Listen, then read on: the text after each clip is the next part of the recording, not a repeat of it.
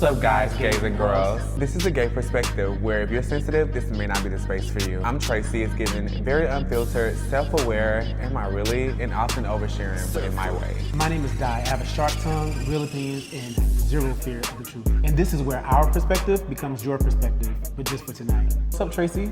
What's up, Di? How are you? I'm good. Are you ready to get into these peaks and pits? Let's get into it, y'all.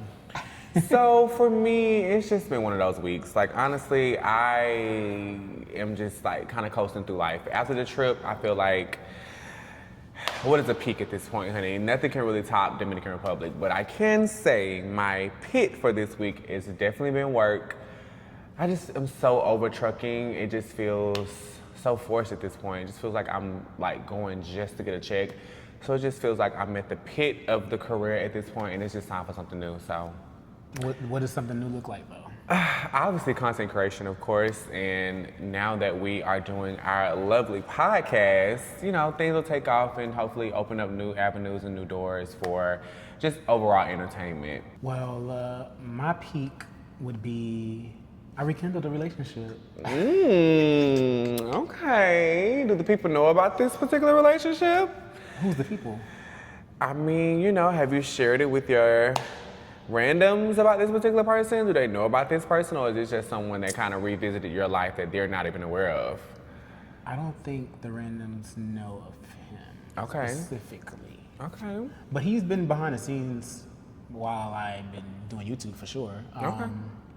But I've never showcased him, I don't think. There's been glimpses of him. Okay. I do recall the Hawaii vlog, if you recall. The Hawaii vlog. Okay. What other vlog? He was in probably the Barcelona vlog. But yeah, he's been like, literally it's been like cycles of us entering each other's lives for years now. Okay. But I think this time around, we're probably gonna try to like really both put forth the effort to like give it a fair chance this time. That's good. I'm happy for you. So we've been like, you know, talking about it, and it's just so crazy how I called him based on a video, and now we're here all over again. And you know what they say, it always happens when you least expect it. But as far as my pit, though, my pit would be Roman. He's been sick again. And I feel like I'm just ready for him to get better so that we can move on, because cleaning up dog poop and cleaning up dog puke has not been fun, especially when I'm trying to get sleep, waking up in the middle of the night because I hear him throwing up, or being late for work because I have to clean up a mess. It's a lot. So I'm ready for him to be better. He's been doing good now so far for the last couple of days though. So hopefully when I walk back into the apartment today, he hasn't made any accidents. But we're gonna claim it right now. He's healed in the name of Jesus. That's my pit for the week. Okay. So hopefully by next week we'll have better progress. Well, we hope so. So who's your man crush of the week? My man crush of the week is Michael B. Jordan. And reason being is because I seen him on Instagram. They're doing like press for this new Netflix show called Swapped. It's either a show or a movie, but I know it's geared towards children. And he was interacting with like little kids that was like interviewing him, and just seeing him in his element with children just made me fall in love with him all over again. Like, oh my God, he's gonna be such a great dad. Like, oh, he's so handsome, so warm, so gentle, so nice. So Michael B. Jordan. Okay, is it a cartoon or is it? I think it's animated. Yeah, it's like an animated film. Okay. Probably cartoon. I don't know. Who's yours? Well, before we get into mine. Oh, okay. Did you watch the Creed movies? Yes. Did you? Okay. Because I seen a clip recently with him interacting with, what's her name? The girlfriend. I can't think of her name right now. But I just seen the clips.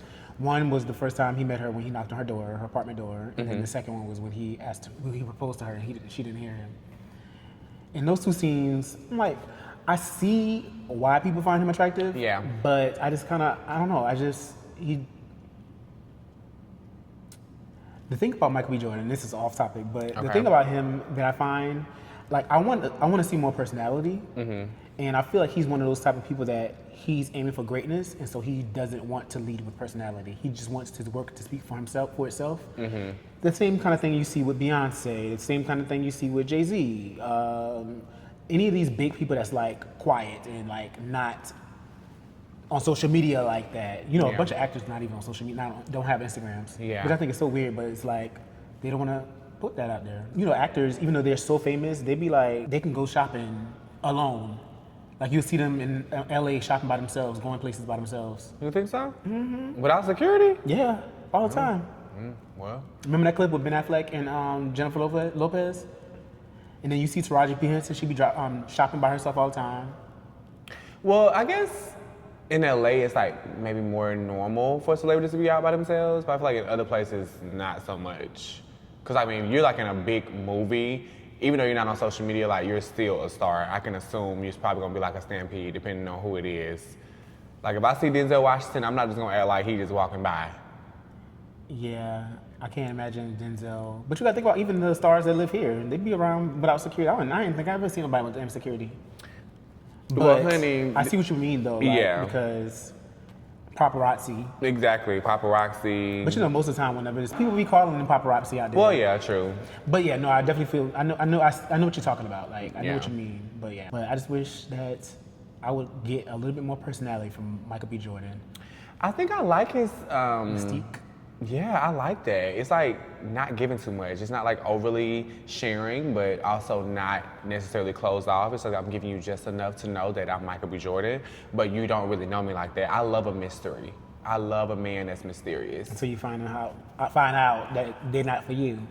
Well, you know, I mean, you just never know. That's the beautiful thing about a mystery. You just never know. But I feel like that him having that mystique about him is what, like, nobody's questioning his Oscar win. Right. Like, he looks like an Oscar winner. Yes, absolutely. Yeah. Yeah. It gives very professional, polished, put together.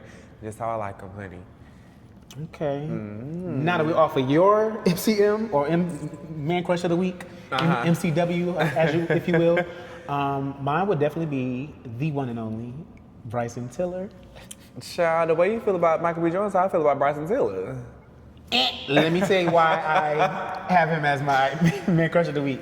So Bryson Tiller is my Man Crush of the Week because, one, he's fine as fuck, and he just released a single. It's called "It's Over," I think. It's either called "It's Over" or "It's Time." I think it's called "It's Time." Whatever it's called, child. He finds in the video, like, it's given a little bit more. Like, I feel like he's, one, for the longest, he had his comments on his Instagram, like, off. Never had a scandal, but he just don't like interaction like that. He just recently turned it on, so now I can comment for the first fucking time. Like, I've never been able to comment on any of his pictures until now. I'm like so excited about that. So I can engage with him now. He can see my comments, possibly like it. I don't know if he even read them or anything like that. He probably still protecting his peace, but I feel like he's out there more. Like, he struggled with depression a few years ago, and he just been like not wanting to engage. And he's more of a legit a quiet person. I don't think he's doing it intentionally. I think he's just don't have time to be like out there like that and don't want to be. But I'm enjoying the space that he's in right now. Even in the video, he kissed a girl. He's never kissed a girl in the video before. He's given sex appeal. He's gained a little weight. He's a little thick. Ooh. I'm gonna have to get into that child and see what it's giving with Mr. Bryson Tiller. I might need to put him back on my lock screen, child. Well, shout out to our man crushes of the week. Yeah, honey. shout out to Michael B. Jordan and shout out to Bryson Tiller. And y'all comment down below, like, who is your man crush of the week? Who you crushing on and why? Let us know. Not your man crush overall. Like, give us something specific as to why they're your man crush for this week. Yes. Like, were they in the news? Did they do something spectacular? Are they back on the scene? Do you just want to wish them well because you haven't seen them in a while? Let us know. Yeah. You ready to get into the next topic? Next thing? Yeah, I guess we gotta get into this hot seat. Okay, who's in the hot seat? Honey, none other than this man was on Instagram, child, talking about, well, first and foremost, this video is of a straight man basically giving commentary on what he deems to be gay. And specifically, he's speaking about men that overly clean themselves after going number 2 will be considered gay. Man, if your butt don't smell like a little doodle gang, I'm gonna assume you gay, man, cause fuck is you cleaning your butt so good for, man? Why that shit don't have a little whiff of shit? That shit smell clean as shit. What you getting your butthole clean for, man? Yeah, as a man, your butt's supposed to smell like a little bit of doodle. I don't care what none of y'all saying. He feels as though if you clean yourself to the point where you smell fresh down there, you're gay. He thinks that straight men should have an odor of the number 2 to not be gay. So wait, okay, I have questions. Okay, so did he say anything about wipes? No, he just basically summed up and said, I feel like any man that thoroughly cleans himself is gay because why are you cleaning your butt so much to the point where you're just like squeaky clean? Because that's what you're supposed to do. Exactly, like hello, like that's what you're supposed to do. And it's like also in my mind, why are you caring to know whether or not a man butt stinks or not? Like, Yeah, because how would he know? yeah, how would you know? Is it like when they walk past you? Do you smell it? Like No, that's a legit question. So this is a straight man. straight man. So I'm guessing he's talking about straight guys that's talking about how well they clean their butt. Because how would you know if they clean their butt? He ain't going into detail that way. He just said any man that cleans themselves to the point where they don't smell like a little bit of poop, they're gay. So basically his booty hole is itchy. Yeah, I'm sure. Itchy, dirty, nasty, funky, all of that. Skid marks and everything. Women, I feel bad for straight women because I feel like a lot of men probably think that way. Like That's a lot just of gross. guys don't clean their butts. I remember I was like, TMI, but I remember I was probably like in 4th grade when my sister told me how she cleaned her butt, and I was like, you clean your butt like that? I was like, you put your finger in your butt? Like you do that? You put your hand back there? That was so shocking to me, and ever since then I tried it and never went back. And I was in 4th grade, not thinking about sex and nothing like that. Yeah. Not thinking about nothing going back there because nothing was going back there. Right. But like, just the idea of somebody regularly cleaning themselves that way kind of made me feel like, okay, I probably should be cleaning myself like that too. Yeah. Especially because she's a girl. So perhaps he should take a hint, take some tips, and start cleaning his ass. But I feel like straight men, they like to be dirty. That's disgusting. Well, I ain't gonna say all straight men. But I I'll feel like just straight say- women deal with a lot with that. Oh yeah, for sure. Like especially the over masculine ones, like the hyper masculine ones. Yeah, it's given they don't bathe every night, honey. They don't shower every night. So yeah, he's definitely in the hot seat for me because it's just like, why would you even feel comfortable putting that online? Why would you even feel comfortable saying that? Like you just admitted that you're not clean. That's not a clean person. Anybody that walks around with an odor, knowing that they have an odor, and strategically having the odor to seem not gay is crazy work. I appreciate the guys that I know, because I know a few guys that I know that definitely use wipes, and like will take wipes to put them to work. Like I know guys that do that. Yeah. And I appreciate that. I'm like, you're clean. Yeah. Like you can almost bet that their house is clean, their car is clean, because that's attention. I don't even carry wipes for me to work. I wait till I get home and wash my ass. Right. I have wipes at work, but I don't carry, like, I feel like if I'm carrying it to the bathroom, people know that I'm going to the bathroom to use them too, and I don't want people to know that I'm doing that. So I do have wipes at work, Oh, but I I just take a don't look use bag. them. Like a little. Yeah, I probably should do that. Yeah. Because I definitely have wipes at work, but I just don't use them because I don't want people to know that. I like to sneak and go use the bathroom. Because some people don't use the bathroom at work either. Yeah, I drive trucks, so like, honey, if I stop and use the bathroom, I'm gonna be getting a shower. But when I was working in like a 9-to-5 job, like going into like a call center, I definitely did not use the bathroom at work. The only thing I did was pee. So you gotta find the family bathroom. I use the family bathroom. Yeah. That way I can do it in privacy and not have to worry about nobody walking in. Because when somebody walk in, I'm not doing anything. Yeah. It's pause. And I actually have a whole routine when I go number 2, unless I'm just like in an emergency. But like when I'm like actually intentionally going to the restroom, like I know for a fact I'm gonna be clean every single time. Like every single time. You said you're gonna clean every Yeah, I'm gonna clean and be clean every single time when I'm Okay. done. Yeah.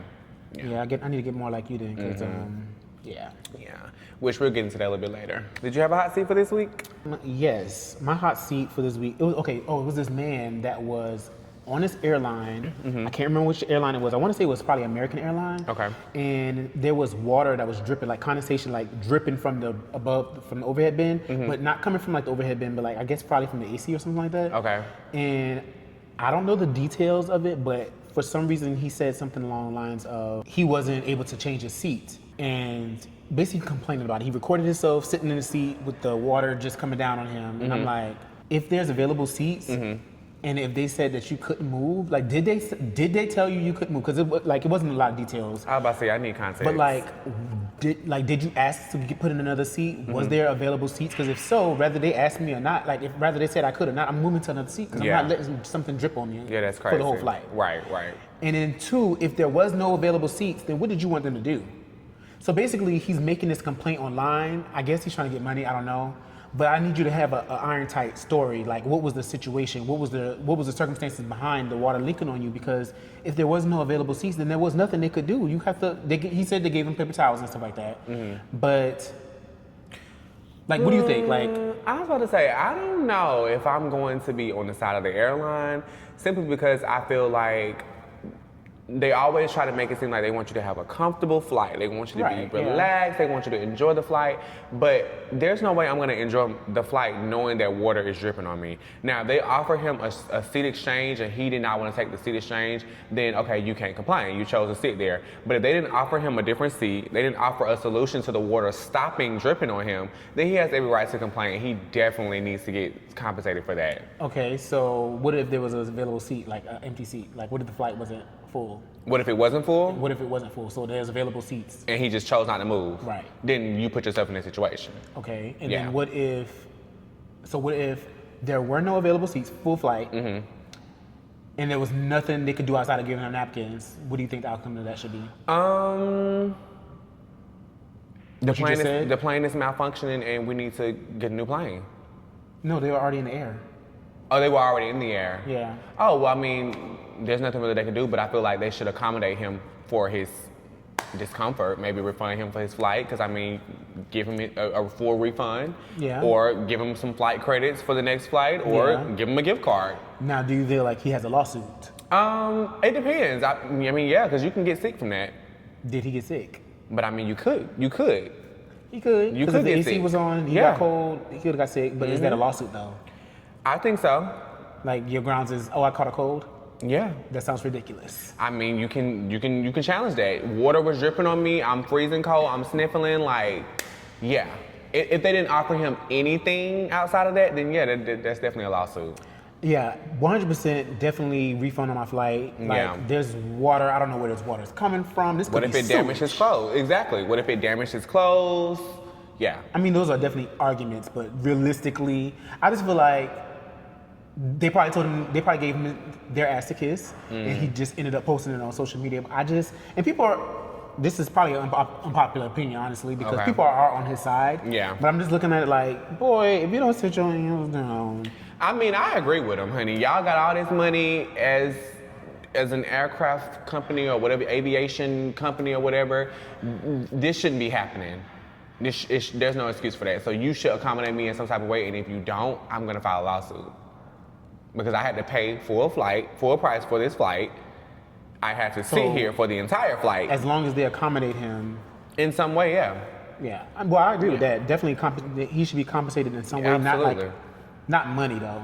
Probably like a refund on your money, like what you paid for that, for the flight, or a refund and additional flight credits. Stuff like that, and however much the cost of your clothes, sure. Yeah. But as far as a payout, $100,000, no, buddy, no. We'll see. You'll be all right. We'll see what happens, child. Never know. All right, now that we have put the people in the hot seat, honey, we're gonna let them simmer off in the corner, and we're gonna move on over to our trending topics for this week. So, you guys, I'm sure if your ear is to the streets on social media, you know this whole big ordeal is going on with Megan and Clay, honey. Child, apparently they've broken up, and now she's just such a damsel in distress where she's canceling shows and she just can't perform because she's so distraught that her man cheated on her. First and foremost, I feel like we've become too invested into celebrities' lives and relationships that are presented on social media. I feel like it's just a cry out for attention. I feel like she's in a space in her life right now where she doesn't even know what she wants to do. So she's using this as ammunition to basically go into hiding until she magically wakes up and figure out what she wants to do next. I mean, but she was just outside taking shots out of titties. Right. It's like you don't want to, I feel like she liked the idea of being this poster girlfriend. I'm cooking for the family. She's a professional victim at this point. Exactly. Like, she wants sympathy so bad that she will take any grab at it. Because, like, first of all, canceling the shows that your fans paid money to go see you on is crazy to me. Yeah. Because you can't get money back from Broadway. I bought tickets. No, they don't get no refunds. Oh, that could be like a big conflict of issue with Broadway and her. Like if people just don't show up, but they done sold all these tickets, like that's not a good look for Broadway. It's not a good look for her in general because now people are going to be like, I don't know if I can book her. Right. I don't know if I want to book her because she cancels. And who cancels for a breakup? Were you married? Were you engaged? Were y'all together over a year? Not even a year. Girl, bye. Goodbye. How do you feel about? Okay, so we all saw when they got together, and we all looked at Clay like he looked a little too goody two shoes, and then now he cheated on her. Well, here's the thing.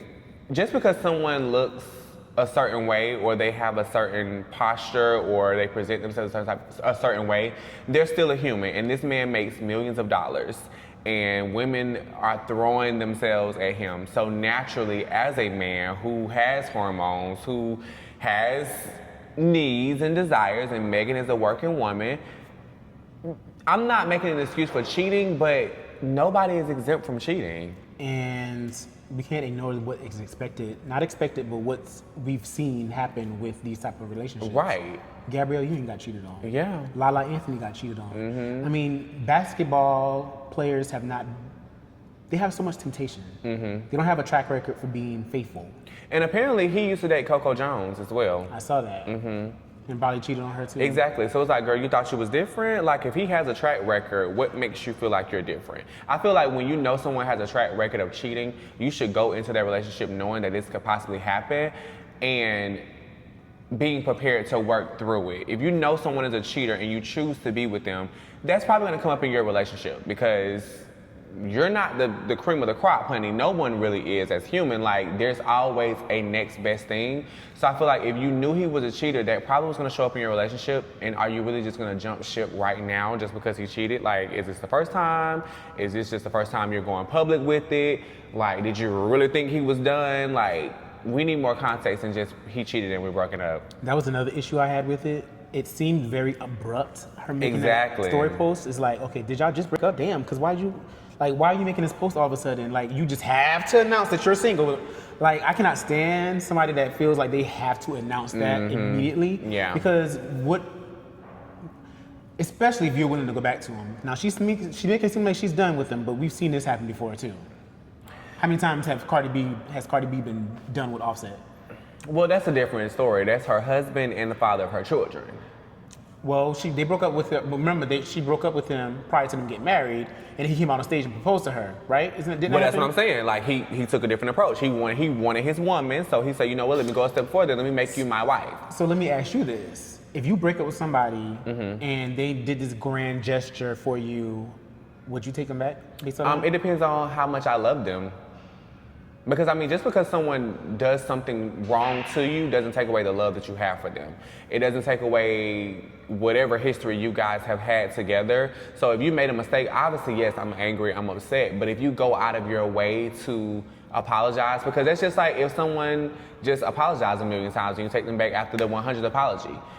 I got 100 apologies, but honey, I just got proposed to on a grand stage in front of everybody. Like, naturally, I'm gonna be like, oh yes, like, of course, but there will be work to be done within it. Baby, we are two different people, because that would turn me off immediately, big time, and I'm telling you why. Okay, why? It turns me off because it's a form of manipulation. You coming to me with this grand gift of a wedding ring, probably knowing that I want to be married, but knowing that I've caught you cheating so many times, and now you want to come in front of my fans, in front of all these people to put pressure on me now. One, there's pressure. And then there's the gift, and then there's the manipulation of it all, because you're doing this in front of everybody, expecting me to say yes, because you're doing it in front of everybody. And I don't respect that. Like, if you want to get back with me, that need to be a private moment. You need to set something up. And the thing about that is, as well, is that they weren't even speaking at that time. So you got with my team, they got you into position, you probably told them, hey, I want to propose to her, like, I really want, like, let me go through, like, let me in, kind of thing, and did this in front of people when you know I wasn't fucking with you, like, no. That's a no for me. Absolutely not. Don't be trying to manipulate me with no gift. I don't know, I guess, for me, I don't know, I just feel like, depending on how much I love the person and how much time I invested in them, and... So just forget all the times they cheated on you? Well, I didn't say they cheated on me multiple times. Well, I'm talking about Cardi and Offset. Well, honey, I've never been in a situation like that because I'm not a Cardi, honey. You can be. No, never. Never in life will I be a Cardi. You could be a Cardi. No. You definitely could be a Cardi. I can, how? Well, you said you would take him back? No, honey, I would never be a Cardi. Let's be clear. However, if I was with somebody that I really loved, and let's just say he cheated one time, and we broke up, and I cut communication off with him, he had no access to me, and he saw a moment to get to me, I wouldn't necessarily look at that like manipulation. I would look at it like he really is trying to get my attention, and this is the only way he felt that he can do it, and so he proposed. And whether or not I say yes or no doesn't mean we have to go get married tomorrow. We can be engaged for a year or 2 years to work through our issues. It still doesn't take away from the fact of, was I ever going to forgive him? Was I completely done? Because if I was completely done, most definitely would not say yes. So in the case of cheating, though, what have he shown in between the time that he was cheating and we broke up to him proposing to me? Well, that's a good question, because she could have been putting on a hard face, but there could have been other things going on behind the scenes that she didn't say. I doubt it. It's Cardi we talking about. I think that was all it took. Because honestly, she was elevating his career. Well, I'm not gonna give her too much credit, honey. I'm gonna just say this. I mean, the Migos was definitely a hot thing, honey. She, just like he had a prize, she had a prize as well. Regardless of what anybody wanna say about Offset, he was a part of one of the hottest male rap groups for a very long time, and they were still making money at that time. So, I mean, it was a come up for her just as much as it was for him. Like, in my opinion, I don't think that she just picked him up out the slums and just made him be this big, no. If anything, their relationship tarnished his reputation even more. He was now a known cheater, and it was like, oh, because it's Cardi and she's always the victim, now he's just demonized, and now his career is ruined. So did she really build him up? Because you can't build somebody up and then just... Well, I feel like it's a look. Like, it's a look as far as like, oh, you're a celebrity, you're a rapper, I'm a celebrity, now we're together. It's always going to be that social elevation that happens whenever two people that have a celebrity come together. Same thing for Meg and Clay. Like, I feel like she felt like, oh, this is a good look. Do you really think that she was really into that man? No. Like, they don't even look like a good fit. The whole thing was just, I personally don't care, but honey, she's a trending topic because clearly she's circulating all over the internet right now, but I really could care less. I could care less about Megan, and I could care less about Cardi. Well, you know I could care less about her. Yeah, I could care less about it. I mean, honestly, I feel like Megan is just crying out for attention right now. She doesn't know what she wants to do. She's pivoting, and she's using this as a moment to get sympathy from the public because she's a woman, and oh my gosh, she just had a situation with Tory, and now she's being cheated on. It's just like another thing. Like, she just want to be the victim. Yeah, it's just like, girl, go ahead. So bad. Let's hope this die down by next week, and we can be talking about somebody else. All right, so the next trending topic for this week is going to be the Michael movie that just recently came out, which was on Thursday, right? Thursday night. Yeah, Thursday night. Already? Maybe. Wow, so the movie did 217 million box office sales already? So box office, they get their sales based off the weekend. So okay. they count it for the weekend, just like album sales. Wow, that is amazing. Well, no, album sales go for the week. Album sales go for the week, but movies go for the weekend. Wow, that's actually amazing. Obviously, this movie is based off of a black artist, and of course we have Coma Domingo, which is one of the fellow gays, honey, that starred as Joe Jackson. So yeah, Michael selling 217 million box office sales over the weekend is quite phenomenal. I haven't seen the movie yet. I don't really know if I want to see it because I'm not really a Michael Jackson fan, if I'm being honest. I mean, I don't hate him, but I also don't love him like a super fan of him either. Did you cry when he passed? No. I did. Well, did I? I don't think I didn't cry, but I felt really, really bad though. Honestly, to be honest, Michael Jackson kind of scared me. You're young. I keep forgetting you're young. He kind of scared me growing up. Because you was like 10 when he passed away, actually. Yeah. I was like, who is this man? Like, right? 10? Yeah, you were like 10 when he passed away. I don't know, he kind of scared me, but obviously I'm not gonna negate the fact that he's an iconic black artist. However, like, he was before my time, and when I did experience a little bit of Michael Jackson, it was always so much controversy with him with children, with him bleaching or not bleaching. Obviously, we know that he did not bleach. And then also with like the whole nose job and just the makeup, and yeah, it wasn't really like, when I came to know Michael Jackson, it wasn't so much positive things about him. It was just like all negative, so it kind of scared me for one. He dangling the child over the balcony, even though he explained that as well, but it still was a lot. Did you see? So recently, I saw a clip in Scary Movie where they acted like when they made a. Oh yes, like he was under a lookalike. sheet. Yes. Yes, I just saw that clip. And they say he was still living when that came out too. Yeah, so you saw the same thing I saw. That clip was too funny though. I don't care. Like back in the day though, like we could make jokes like that. Nowadays, people are too sensitive. Like I can't see Scary Movie doing something like that now. But, like impersonating somebody and like it's a full scene. No. That's Back to back jokes. But do Crazy. we feel like that was like true entertainment, or was there like a detriment to those people's lives? Probably a little both. Yeah. Yeah, Because like probably a maybe little it's a good thing that we're kind of shifting away from those type of dark humor jokes. No. I don't know. I like dark humor. I love dark humor. But just imagine if you was in that position. I'll deal with it.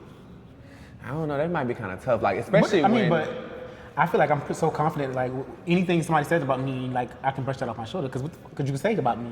Like I don't have the kind of stuff that Michael has. Yeah. You know. Well, I guess it would depend. So on maybe the I should scenario. be a little bit more sensitive for that, for them, for their sake, I guess. Because he just has so many things going against them. Like they made a whole scene, joke after joke after joke. That's what I'm different saying. stuff. Like it was stuff that he was like actually dealing with. It wasn't just like fun jokes. It was like no, he's actually dealing with possibly being a child predator, you know. And now they're making jokes of like he's done stole the girl away. Like that was a bit much. Like I didn't think that was funny. It's hilarious to me. I'm so sorry. It's I was funny just to like, me. and then like, yeah, it was a lot, but. But what I will say about Michael, the movie, is that the 217 million in the box office was actually the biggest debut for any biopic. Wow. So they made the most money from any biopic. So the most successful biopic movie so far out of all. That's amazing. And shout out to Coleman Domingo. Mm-hmm. We love him. Shout out to Nia Long. Yes. Did you see her interview with Keke Palmer? I saw clips. I didn't see the whole thing. Watch that video. It's The whole thing? Yeah. Okay. Yeah, they was cracking me up the whole time. You know what? I can't really get into Keke Palmer. Oh, you don't like Keke? I love Keke. I don't dislike her, but I feel like she does a lot. You know? I love her. I love that. It's just like, girl, like.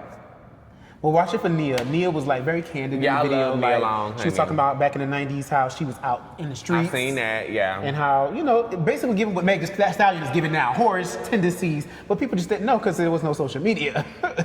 But I love that. I love that she could be candid about it.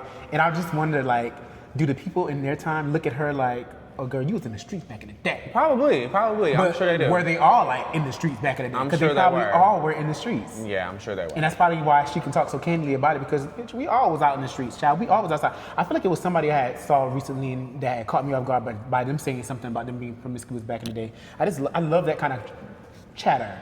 Like I love that because like people don't talk about that kind of stuff nowadays. They try to hide behind it. I feel like if you own it, people can't judge you based on like if you own your you can't be judged. I don't know. I feel like it depends on the person. You know, I feel like Nia Long's career has been established. So now she can sit back and talk about stuff like this. Like, oh, yeah, I did this back in the day, but would she have done this like 15 years ago? Probably not.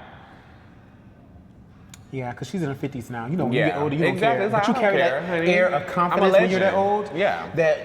That kind of stuff don't bother you. And I just love seeing her like interact with Keke was just a breath of fresh air. I loved it. Well, I'm gonna watch Like, it, I got my child, life. just to see what it's giving, honey. We're gonna see. But I also like Keke though, so. Yeah, we'll see what happens. I'm gonna watch the interview. I love Nia Long, so I will watch it specifically for her, but I will say Keke Palmer, she just does a little bit too much for me. But you know, we love her though. We love her, but it's a bit much. Sometimes we're like, all right, girl, how many times you gonna quote some stuff like, honey? How many times you gonna do this high pitch? What should we doing?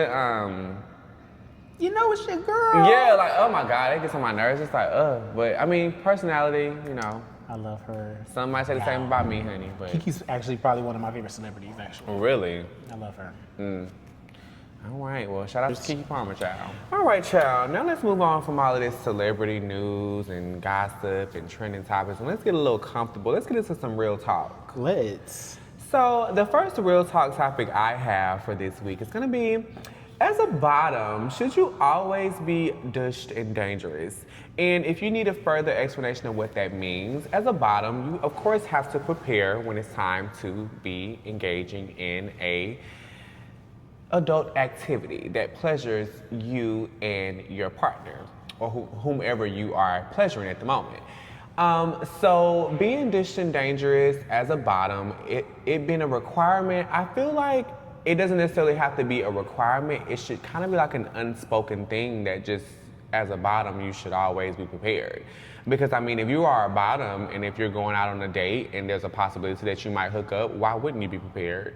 Why wouldn't you be dished and dangerous and ready to go? Honey, you never supposed to let nobody ever catch you slipping as a bottom. If you are a real bottom, like not a burst bottom, but if you are a real bottom, I mean, mistakes are gonna happen, but you don't ever not go into the situation prepared. Like, there's no way. But what if there's no situation to get into? Because like, What do you mean? what if you're just going a regular day? You don't expect to have a hookup.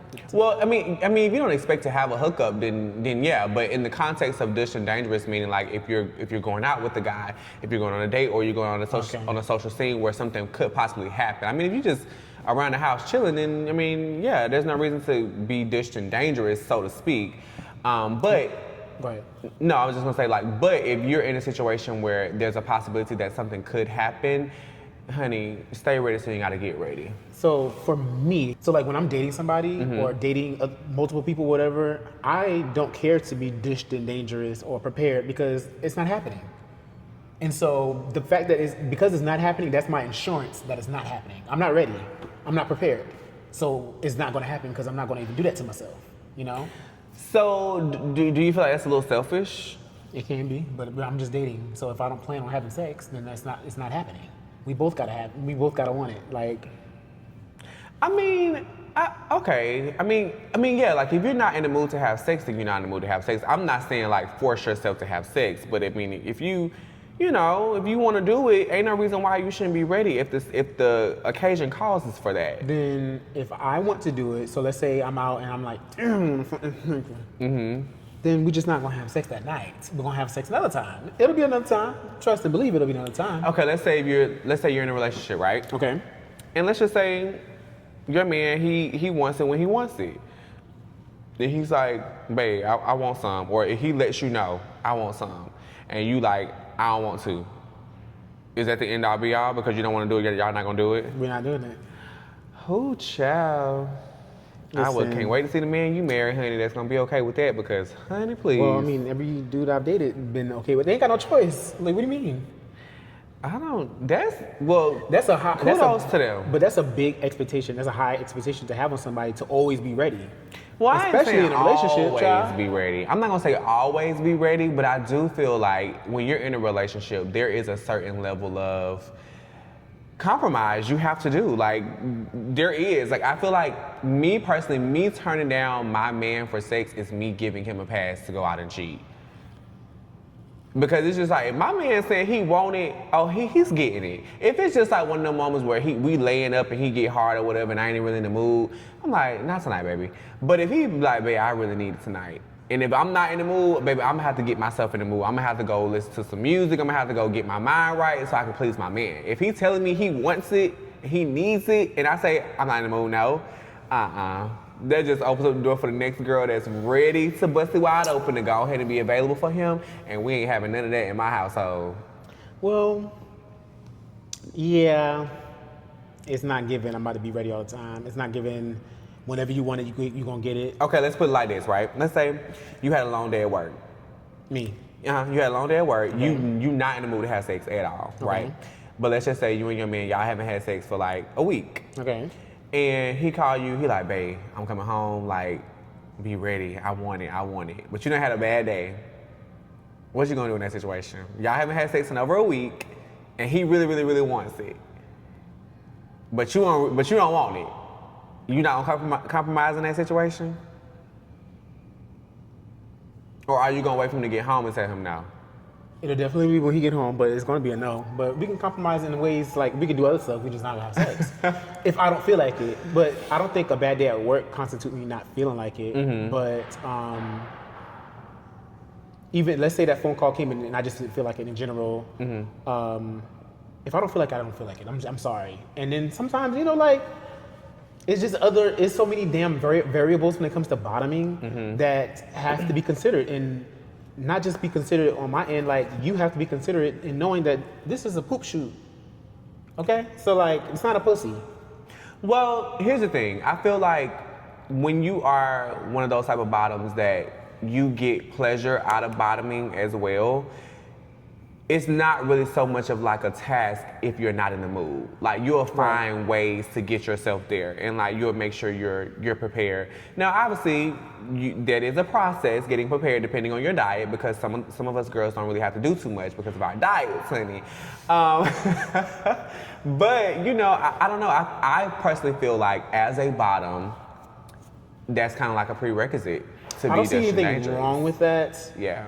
But I don't think that should be the standard or like across the board for everybody. Mm-hmm. But kudos to those that can. Yeah, I think it's personal based. Like depending on what type of bottom you are, you're that type of bottom where when I feel like bottoming, I'm gonna give it my all. But when I don't feel like it, it ain't happening at all. Who giving it all? I'm just saying, like, are you the type of bottom where if you in the mood, you giving it your all? You dish and dangerous, you ready to go? Anyways, next topic. I don't know what that means. I don't know. I can't relate. Are you okay? What's your position? I prefer the bottom, but what I'm saying is giving it my all. I don't know what that looks like. No, I'm just saying like when you know that you're in the mood and you want to bottom, are you going to be fully into it, or are you just doing it to get it over with? Oh, child, that's a topic for another conversation, child. Well, I guess we'll move on, honey. So I guess the verdict is you don't agree with dish and dangerous all the time. Mm-mm. Okay, I agree with being dish and dangerous all the time in the right scenario. Like if you know you're going out, there's a possibility that something could happen. You're going out on a date, honey. It's probably smart to be ready just in case, because I mean he might blow you out of the waters with the date and you might be ready to go, and then honey your stomach is doing somersaults and now you can't even do it because you ain't ready. Dish and dangerous all day. What are your thoughts on dating older men? I love dating older men. Why? I just get, okay, so this might be daddy issues, my answer for this, but I've always desired a strong male figure in my life, and I never really had that because I grew up with all women. My uncles weren't never really around. They were the ones that kind of got away from where my family was like raised. The only people that were really there were my aunts. Like all of my uncles, they moved from the hometown. Like my aunt that lived in front of me literally lived in the home that all of her siblings grew up in. Like that was their family home. So all the boys left. So all I had was like women around me.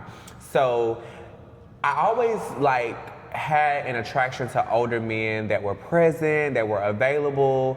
And I feel like dating older men, they kind of fill that void for me, like not having that type of figure in my life for so long. And it's like almost like it's like it grew to be a fetish for me, you know. And then in learning that I actually like men, it's like, why would I want to deal with somebody young and childish? I want me a grown, established, you know, mature man that can like protect me and make me feel safe. So that's how I look at it when I think of dating an older guy. I don't think just because he's old, he's just everything. I think of like a protector, someone who has it all together, mature mindset. You know, not really in the streets, not really for the games. Like, I love a structured, strict man. And most older guys are. Structured and strict? Structured and strict, honey. Okay, so I wrote down some notes, some like points to touch on with this topic. Okay. So you brought up daddy issues. Mm-hmm. So I like dating older men as well. Mm-hmm. And the reason why I like dating older men before I get into this is I like the idea that you've lived life. Like I've always been the type growing up that I rather live. How can I say this? I rather, you know, like how people say you live and you learn. Mm-hmm. You make mistakes. Some people have to go through mistakes to learn from it. Mm-hmm. Not me. Okay. If I see somebody else make a mistake and it didn't work out for them, like I'm not gonna make that same mistake. Right. So I like the idea of knowing that this man has already, you know, made the mistakes and is living the life that he built based off the mistakes and the decisions that he made in his life. Mm-hmm. So that's one. Two would be because I like to learn. I like to be taught things. Okay. I like when a man can teach me things. And so I find that older guys are typically the ones that can teach me. And it already, like the dynamic is already established. You're older than me. You should be the one that's teaching me stuff. Now, obviously I will teach things as well, but overall, like, it's me learning from you. Because you've already lived. You live longer than I have. But like, so what's the oldest you would date? So I'll say the oldest that I've dated was 16 years older than me. 16 years older than you? Yeah. He was Okay. when we dated at the time I was 22 and he was 38. Okay. That's 16 years, right? Yeah, that's 16 years. So I was 22, he was 38 at the time, and it was great. Like I loved it. Like that was literally my best and worst relationship. It was only the worst relationship because of certain beliefs. But in terms of like our dynamic of like the age difference, it was great. Like I felt so secure with him. I didn't feel like there was like a challenge to like move past things. Like it was always a solution for something. He wanted to lead, you know, I loved it. So I think the oldest I would go in terms of like an age for where I am right now, probably maybe 60. Yeah, I would say 60 years old. I can do 60, because I'll be 30 next year. And I mean, that's a 30-year age jump, but I feel like even 60 now is like the new 50, depending on how you carry yourself. Okay. Yeah. I don't recall, like, I don't know. Well, seriously dated would have to be 11 years. And that's with the guy that I just now rekindled things with. But I'm not opposed to dating more than that. Like, he thinks he's old. I'm like, child, you are not. Child, you right there. And how old is he? 49. Oh, okay. A very mature and seasoned 49 years old. I love it. I love it. What do you think are the benefits of dating older or younger? Like the dynamic. What do you think the benefits are for each person? Like the person that's dating younger and the person that's dating older. Okay, so for the younger person, in the perfect world, dating an older guy would give you a sense of stability. Like you said, you can learn from him, so certain mistakes you won't make because you have someone that's able to catch that before you make the mistake. If you have that mature mindset to know that's what's happening, he's not trying to control you, he's trying to help you. So that's a benefit. And then hopefully, you know, he's getting ready to retire and he has some type of retirement plan set up to where he can, you know, sit back and kind of enjoy life, and his life is set up to where if he has a significant other, it can accommodate the both of them and not just be comfortable for him. So I think that there's a sense of financial stability, there's a sense of security in terms of like making mistakes. You really won't have to deal with those type of mistakes that you would make as a younger person. Yeah, I just think dating an older guy for someone younger, you just won't make certain mistakes because you have someone that's kind of protecting you and overseeing certain things, because your mistakes obviously will affect them if you're in a relationship. And then for the older person, I think it kind of just keeps them young, you know? It keeps them hip to like what's new, you know? It doesn't like, I don't want to say it makes them want to be young, but it keeps them in a fresh mindset, you know? It keeps them maybe more adventurous, you know? Maybe they'll be willing to try different things that they may felt like they never wanted to try back in the day. Like, it just kind of keeps them fresh, I'll say that. And then, from what I heard, older men have a high sex drive.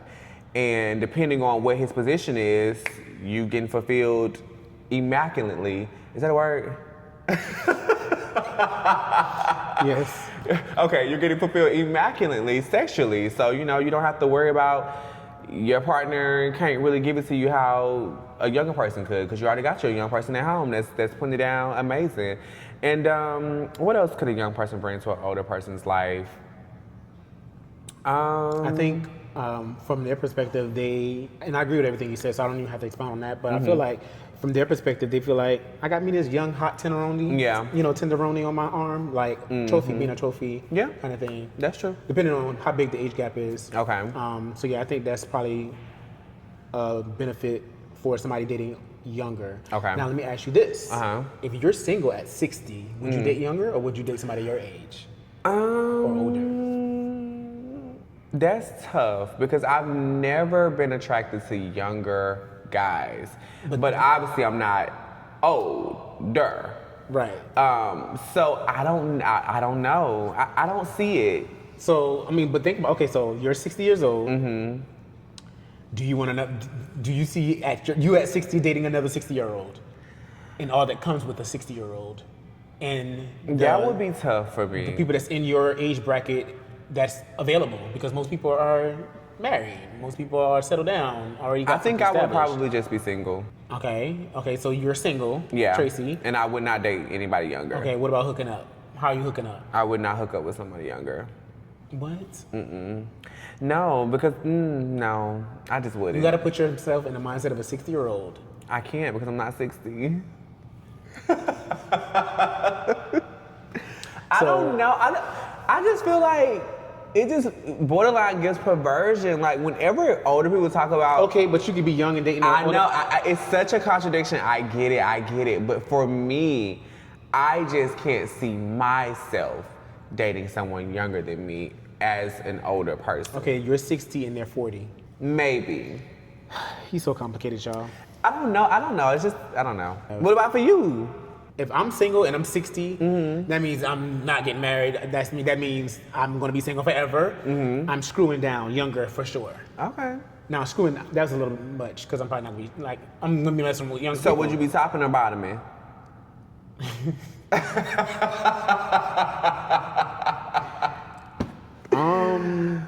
Cause baby, I feel like at 60, honey, I need to be careful how many times I be bottoming now.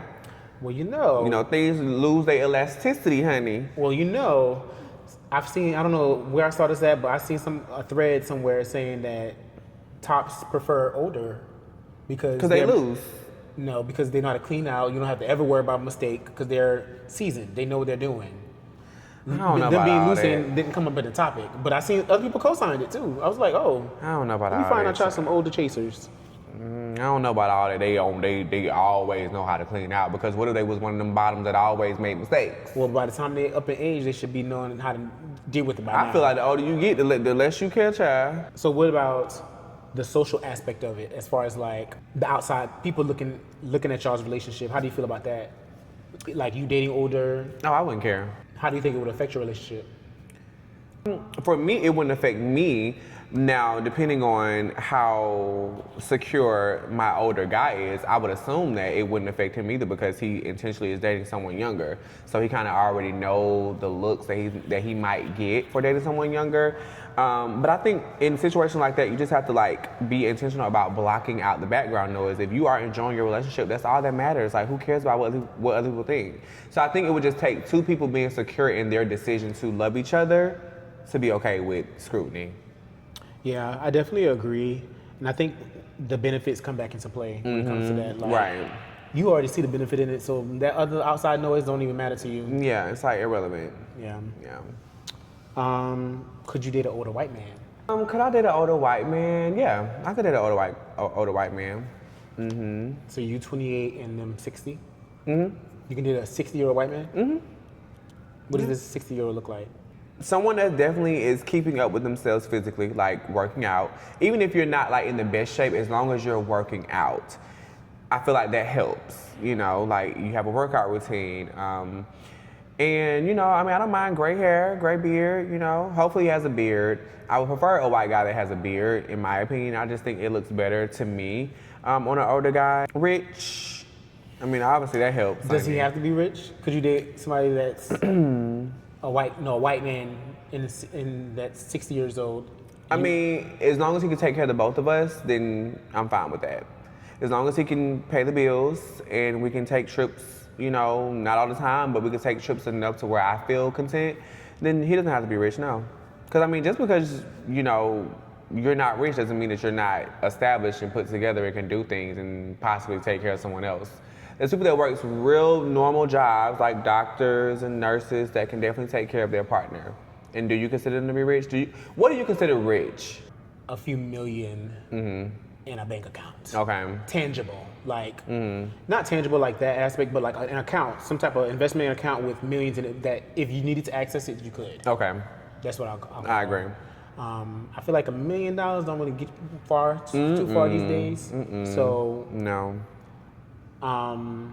Some may say that that's rich though. I probably like I'm a braggart. So I probably, if I had $1 million in the bank, I probably walk around and saying, "Bitch, I'm rich." Like get out my I'm When rich. did he say I'm very rich, bitch? So, but realistically, that's not retirement money. No. That's not enough to retire. I want to live a long life, so that's definitely not enough. Yeah. But But yeah. All right, so that's enough with dating older men. What's the next child. topic? So the next one we're gonna get into, I guess you consider it a little bit messy, but I think it's just realistic when you're dealing with the dynamic of a friendship. So how do you deal with friends that tend to straddle the fence, if you've ever been in that situation? I feel like I definitely recently. That just recently happened to me. So Okay, care to expound? no, I don't want to talk about the specific situation. Okay, that's but fair. I'm big on loyalty and I'm big on being real. And so I feel like if you was just talking to me about this person, we talking about this person down, and then the next thing you know, you're hanging out with them in an intimate setting. Yeah. That's a little bit much for me. Yeah, I agree. And I cannot be around people who think that's okay. Yeah. Because if you can talk about this person to me, you for damn sure are talking to that person about me as well. Absolutely. You know, like, so that's why I can't, it's not for me. Yeah, yeah. And I feel like depending on how valuable that friendship is to you, is how hard you probably will work for it to make it better. Because like I said, I just, this situation just came upon me, and I'm like, I enjoy the friendship, but is it worth me fighting for? Because it's not like it came to as a surprise to me, but it's still kind of weird. Like I can't be around. Yeah. It's just that weird feeling. I just can't. I agree. I can't. It just feels weird. I don't know how to explain it, but I don't move that way. I don't move that way. So if you move that way, it's kind of like birds of a. I don't know. It's not for me. Right, yeah. Not for me at all. I agree with you. Yeah, I don't really do the straddling of the fence. It's never been my thing. Nothing ever good comes of that, to be honest, because there's going to be some type of information that gets back to whomever the other person is that's going to cause conflict between you and them. And you never know the value of the information that's being carried back and forth. Yes. Like now, you know, Certain things about you. Yeah, something that may not have seemed like it was something deep or serious.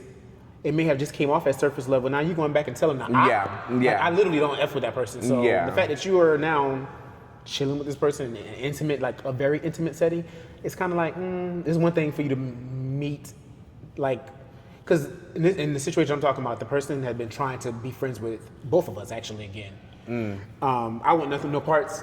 There's nothing that, I don't need that friendship in my life. Okay. You've talked bad about me, you've been very vocal about, talking bad about me, so I'm good on that. So I don't need you in my life. Yeah. I really do not need, you would need me before I need you. And clearly, we can see that that's what's happening. Yeah. But what you're not about to do is, go over there and be friends with this person that have talked shit about both of us, and now be friendly with them, and then now I'm left to what? Now be your friend still? Like, it just is a little weird. Yeah. But yeah, I mean, I'm probably gonna have a conversation, but I just don't know how it's gonna play out. Well, honey, I know how it will play out in my book, honey. I may not cut you off, but I can guarantee you the dynamic of the friendship will not be the same, honey. We would not be kicking it as much because, in my opinion, you're not to be trusted. If you can come sit with me and talk loads about a person and then go back and hang out with them as if nothing ever happened, that's scary to me, honey. And then it's the people that too can like forgive people for stuff easily. It's so easy. No. Like I said, I'm big on loyalty. Like, especially me like, too.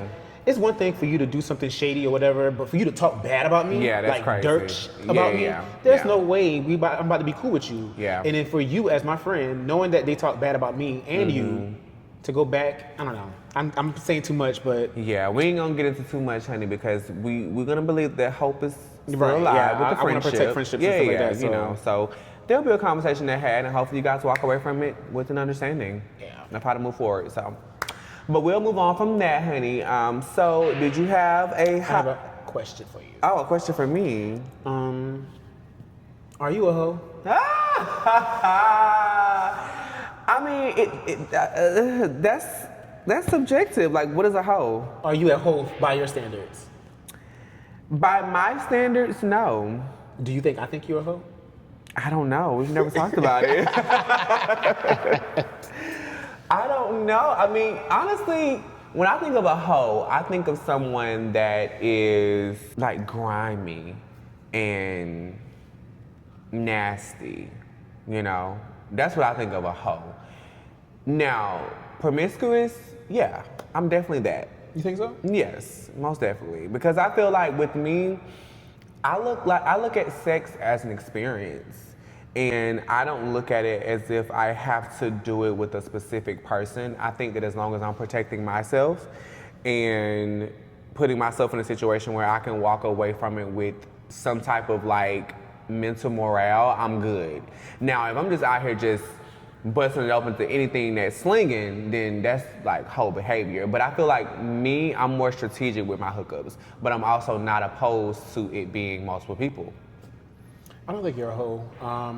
I think you're single and you're just living your life. Yeah, I'm Like, definitely doing that. You don't have anybody to answer to, like. But also, I don't think that you have to be in a relationship to not be a hoe either. So I think a hoe. So my definition of a hoe would probably be somebody that is one promiscuous, two messy with their promiscuousness. That's not a word, but they carry themselves as a hoe. They have hoe behavior, and they'll probably sleep with your man. They'll probably, I think I don't know. I don't think you're a hoe though. Okay. And I don't know that I necessarily think that you're promiscuous either. I guess for me, the reason why I say promiscuous is because I'm not.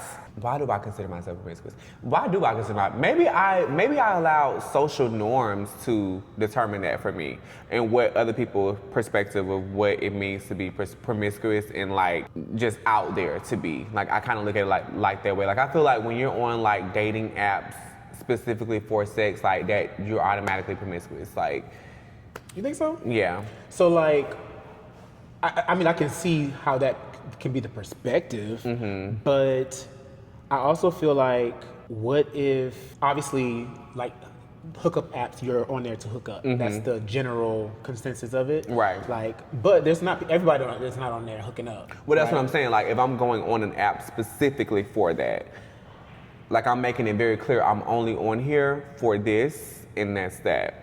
Okay, so let's say I feel like it's double standards when it comes to men and women as well, because I feel like women can't get away with getting on an app just to have sex. Yeah.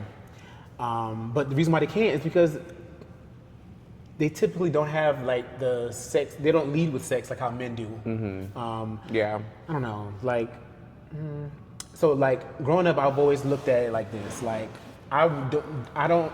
Even if a girl is promiscuous, everybody shouldn't know that. Because I've known some promiscuous women, and I'm like, I don't think you're necessarily promiscuous, but I mean, not a hoe, but how you carry yourself. Like, if everybody and their mama know that you be having sex all the time, you're a hoe. Yeah. You carry yourself like a hoe, you're a hoe. Yeah. I don't make mine obvious. I don't think. I feel like you talk about sex or have talked about sex in the past, but like, you talking about sex don't make you promiscuous either. Like, nobody knows how often you're having sex with people. Yeah, true. And also, like, if you're single and you like sex, what are you to do? Yeah. If you're single, like, are you supposed to just have like I don't know. I just feel like buddy? Exactly. I don't know. I feel like for me, sex is just kind of like one of those icebreakers for me. Like I feel like that's kind of like one of the things that you either talk about or you don't talk about. And for me, that lets me know your personality. Okay. Like, cause a lot of times, like when I'm bringing up sex, I'm not really bringing it up to be like invasive. I'm just seeing like how open you really are to talk about certain things. Like, are you guarded in this regard? Because I don't know, naturally, I just am not a guarded person, and I'm like, I share a lot. So when I talk about sex, it's not really so much like I'm trying to like, you know, figure some things out. It's just like, okay, how far would you go with conversation? Right. Yeah. Yeah. Okay. Yeah. I like that answer. So I have a question for you, honey. Okay. So, you know, I mean, since you've kind of been hinting at this new man in your life, I don't know if he's really new, but this new thing that's happening, do you think Di is about to enter into his relationship era pretty soon? And what does that look like for you? We both move with intention, so I mean, it's inevitable. So yeah, I definitely will be in a relationship soon. Okay. How soon? I don't know. We'll see. We'll see how fast he want to move. But Okay. yeah, I'll definitely for sure be in a relationship soon. It's inevitable. It's going to happen. We've already had conversations that leans towards that, so I don't see why we wouldn't be in a relationship. So would this be something that you're going to share in your... Like my vlogs? Yeah. I think I do want to. Like, I think that's a part of like moving with intention. Like, you date some people. I mean, and also obviously he has to be okay with that. Yeah. Will I put him in the vlogs? I'll have to see. Like, if he's okay with it, then yeah. Well, I'm just gonna just give you my opinion, right? With this one, Just show a little hand. hand experience, but who he is and like showing him, because I feel like when someone knows that you have something that you really love and that you are intentional about, it becomes a target. And I feel like in your situation, I don't want that to be something that could be a vulnerable spot in your relationship. So I feel like although it would be great to share him and post him, I don't think you should. I don't think you should share who he is. I don't think you should show what he looks like, insinuate it in any way. I think that should be your best kept secret, honey. And What if we decide to get married? Your best kept secret. I'm married. If you see me at the airport, I'll say, yeah, this is my husband, but my vlogs, you're not getting that. My social media, you're not getting that. I know people that definitely don't share their relationships. Yeah. That's like way bigger than us. And I mean, it does work out for people because they don't have to worry about scandals. You don't have to worry about lies or truths. Yeah, because just think about what you went through, you know. When people see you having a good thing and then people just start throwing dirt in your name for no reason because they don't want to see you happy. Yeah. It's just like, don't give them that. Something worth considering. Yeah, just my little tidbit. Okay.